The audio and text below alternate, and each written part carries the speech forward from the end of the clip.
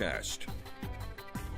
Good Wednesday evening. There's the view from the Charlottesville Albemarle Airport. There are a few breaks on the western horizon. You go a little farther west, you see maybe a little bit more sunshine, but certainly another cloudy, cool day for August and just a few showers around. Let's check in on the numbers. Only made it up to 75 for a high today. That's 14 degrees below average. Now, last week we were in the midst of a heat wave, and last Wednesday made it up to 93. Nothing like that this week. Again, easterly winds and cool conditions. As we take a look at numbers in the Shenandoah Valley, currently checking in at 71. A few more breaks in the cloud cover. As we take a look at readings across much of the region now, you can see anywhere from the upper 60s to some lower 70s. There were a few very light showers both this morning and again this afternoon. Basically a trace of rain reported at the airport today, so not much. As you go south and west of Richmond, however, there's been several inches of rain. You get down toward Emporia and South Hill. There's even been some flash flood warnings as you cross into portions of North Carolina. So again, some corridors of heavier rain,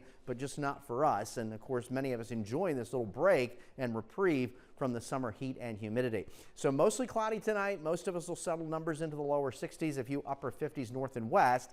Thursday, highs again below average, but easy to take. Upper 70s to around 80. If we see a lot more sunshine during the afternoon, we could go a little higher, but most of us will be near 80 degrees tomorrow. I think we'll see more clouds to start the day and still could have a passing shower and then more sun by the afternoon.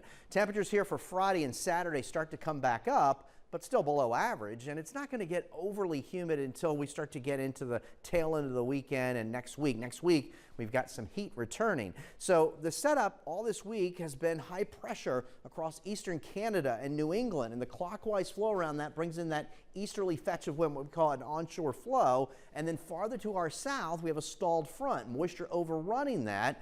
And again, southerly winds pulling that moisture at a channel really from the Carolinas up into south side and southeastern Virginia. Now offshore, there's an area of low pressure developing. Right now, the National Hurricane Center is still monitoring that, but it looks like it's going to be moving away from the coast. It will increase some elevated rip current threats over the next several days and right through the weekend. And as we take a look at temperatures, again, the coolest numbers are here along the eastern seaboard, only 71 in Charlotte. And again, you jump the other side of the mountain, temperatures are well in the 80s. So there's one area that's still being monitored. Dexter is still a tropical storm. It's about 500 miles southwest of Newfoundland. And then farther out in the eastern Atlantic, we have a tropical wave. It doesn't have a close center of circulation, about a 60% chance of development as we go through the next 7 days. Of course, this time of year, you see a lot more in terms of activity. So here we are in the morning, some cloudiness, could be a passing shower, and then I think some more sunshine by the afternoon, but still can't rule out a shower or two, upper 70s to around 80 for many. And then Friday, largely dry. We'll start in the 60s, afternoon highs for most of us will top out in the upper 70s and low 80s. So tonight, mostly cloudy, some patchy fog, low 60s for many. There's a look at the Michael and Son 7-day forecast. Enjoy this little respite from summer's heat and humidity. We're not done with that yet. As a matter of fact, next week, we're going to have a chance to jump back into the 90s for those daytime highs. So a little break right now. And right now, the weekend trending nice. All right, Eric, thank you. Really, Central Virginia.